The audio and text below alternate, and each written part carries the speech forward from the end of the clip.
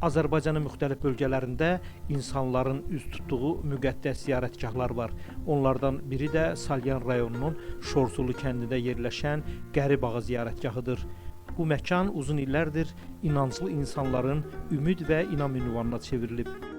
Bizim bugünkü qəhrəmanımız Qərib Ağa ziyarətgahı bu çöllükdə özü üçün bir qəriblik, bir tənhalıq yaradıb və əslində bu tənhalıq mənə Çalıquşu filmindəki Zeynilər qəbristanlığında Zeyni babanın tənhalığını xatırladır.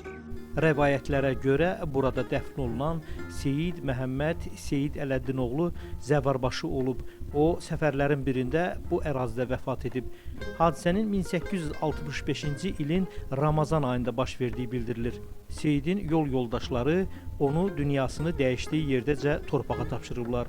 Həmin gündən etibarən bu müqəddəs məkan Qərib Ağa ziyarətgahı adı ilə tanınmağa başlayıb.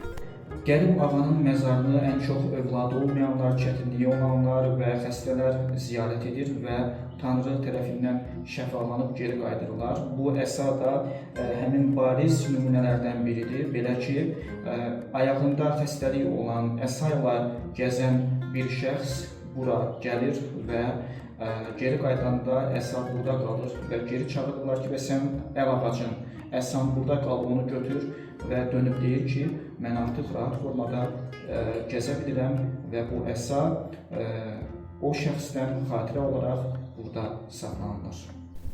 Bu gün də ziyarətgaha ölkənin müxtəlif bölgələrindən minlərlə insan gəlir, dualar edir, nəzir niyaz verir və mənəvi rahatlıq tapmağa çalışır. Tarixi, keçmişi, dini mənəvi dəyəri ilə seçilən Qərib Ağa ziyarətgahı insanların inancını yaşadan müqəddəs məkanlardan biri olaraq öz əhəmiyyətini qoruyub saxlayır.